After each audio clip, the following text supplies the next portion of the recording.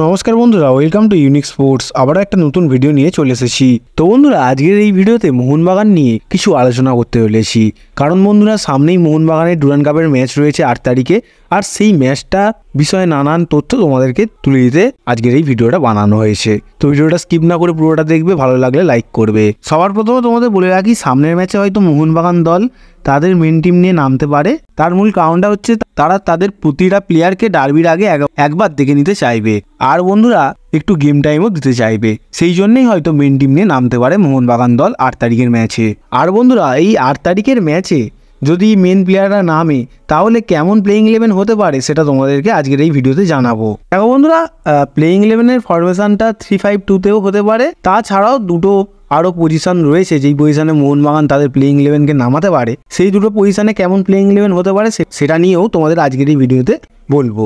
তো বন্ধুরা, 3-5-2 ফরমেশনে গোলকি হিসাবে স্টার্ট করবেন বিশাল কাইত। 3-এর ডিফেন্স মেন সেন্টার ব্যাক হিসাবে থাকবেন টম এলড্রেড, আর তার সতীর্থ হিসাবে থাকবেন ক্যাপ্টেন সুভাশিস বোস এবং রাজবাসপোরে। 5-এর মিডফিল্ডে ডিফেন্সিভ মিডফিল্ডার হিসেবে থাকবেন আপুইয়া, সেন্টার মিডফিল্ডার হিসেবে থাকবেন অনিরুদ্ধ থাপা, অ্যাটাকিং মিডফিল্ডার হিসেবে থাকবেন সাহাদ আব্দুল সামাদ, লেফট উইং ব্যাকে থাকবেন আশিক কুরিনিয়ান, আর রাইট উইং ব্যাকে থাকবেন মনবীর সিং।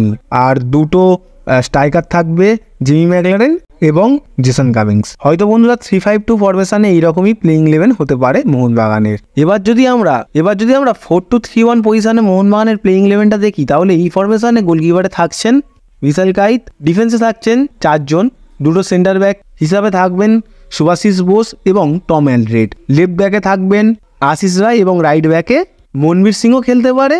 তাছাড়া আশিস রায়কে হয়তো রাইট ব্যাকে নিয়ে নেবে লেফট ব্যাক থেকে, আর লেফট ব্যাকে সুভাশিস বোসকে খেলাবে, সেখানে ডিফেন্সে রাজবাসপুরকে খেলিয়ে দিতে পারে। এইরকম একটা অপশান থাকছে মোহনবাগানের কাছে। মিডফিল্ডে থাকছে দুজন, অনিরুদ্ধ থাপা এবং আপুইয়া। আর বন্ধুরা, লেফট উইংয়ে থাকবেন লিস্টন কুলাসো এবং রাইট উইংয়ে থাকবেন মনবীর সিং। তাছাড়াও অ্যাটাকিং মিডফিল্ডে থাকবেন সাহাল আব্দুল সামাদ। তাছাড়া স্ট্রাইকার পজিশনে খেলবেন জেসন কামিংস বা জিমি ম্যাকলারেন। তারা হয়তো 50 মিনিট করে খেলতে পারে। তো বন্ধুরা, এইরকমই একটা প্লেইং 11 নিয়ে নামার চান্স আছে, কারণ ডার্বির আগে একবার সকল প্লেয়ারদের মোহনবাগান দল দেখে নিতে চাইবে কেমন ফর্ম রয়েছে এখন। কারণ বন্ধুরা, তারা অনেকদিন ম্যাচ খেলেনি, আর মোহনবাগান ম্যানেজমেন্ট হয়তো মেন প্লেয়ারদের গেম টাইমও দিতে চাইবে। আর বন্ধুরা, তোমাদের বলে রাখি, আর একটা ফরমেশন হয়তো মোহনবাগান দল 4-4-2তেও যেতে পারে। আর এই ফরমেশনেও সেমই হবে, দুটো স্ট্রাইকার জেসন কামিংস আর জিমি ম্যাকলারেন। 4-এর মিডফিল্ডে থাকছেন আপুইয়া, আশিক কুরিনিয়ান, মনবীর সিং এবং অনিরুদ্ধ থাপা। আর 4-এর ডিফেন্সে থাকছেন টম এলড্রেড এবং সুভাশিস বোস, যারা মূলত মেন ডিফেন্স খেলবেন। আর তাছাড়াও লেফট ব্যাকে খেলবেন সুমিত রাঠি, হয়তো তিনি খেললেও খেলতে পারেন। আর রাইট ব্যাকে আশিস রায় খেলবেন হয়তো। এবারে কেমন নামায়, কেমন কি করে, সেটা সেই দিনকেই বোঝা যাবে। বাট এই ম্যাচগুলোতে হয়তো মোহনবাগান তাদের প্রয়োজন মতো প্লেয়ারদেরই লেফট ব্যাক বা রাইট ব্যাকে খেলাবে।